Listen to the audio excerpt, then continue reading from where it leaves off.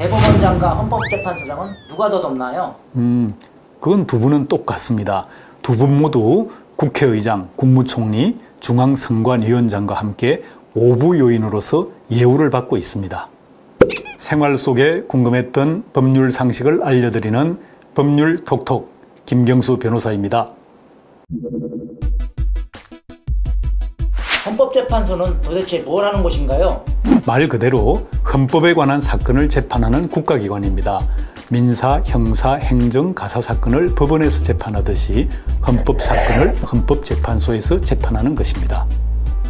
그렇다면 헌법 사건이 뭔가요? 헌법에는 5가지로 규정되어 있는데요.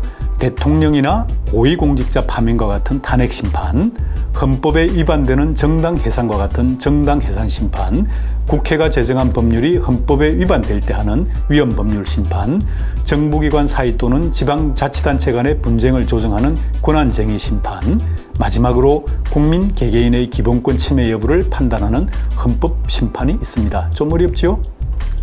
헌법과 법률은 어떻게 다릅니까? 가정에도 또는 회사에도 위계질서가 있듯이 법에도 그런 위계질서가 있습니다.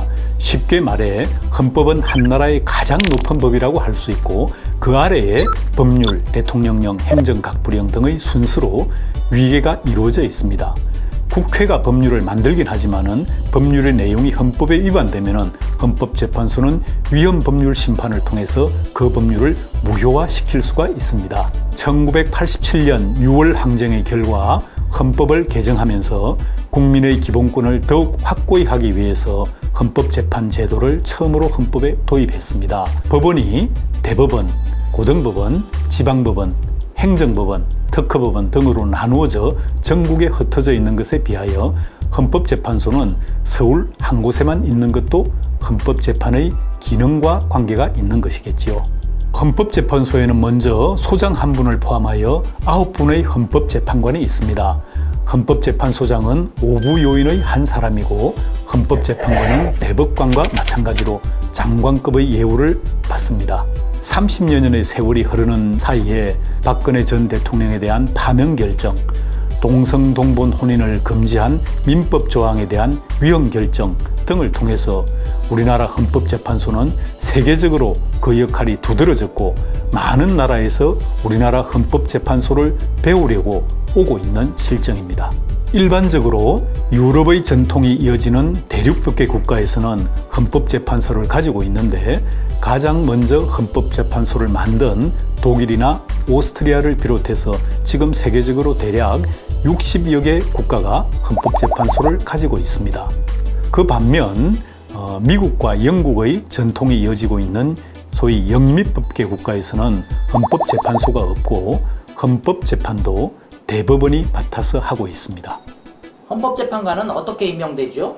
네, 헌법재판관은 법조인으로 15년 이상의 경력이 있는 사람 중에서 대통령이 임명하도록 되어 있습니다.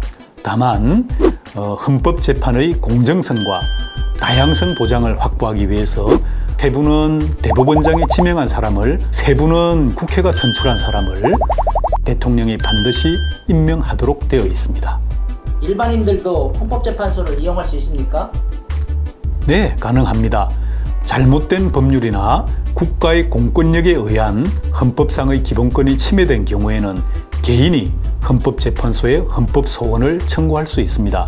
예를 들면은 과거에는 동성동본이면 무조건 결혼을 할 수 없었으나 지금은 가까운 친인척이 아니면은 동성동본이라도 결혼이 가능합니다.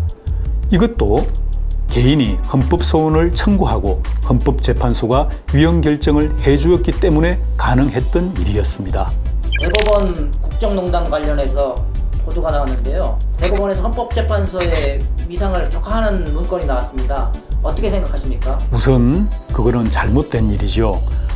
대법원과 헌법재판소는 모두 매우 중요한 국가기관들입니다.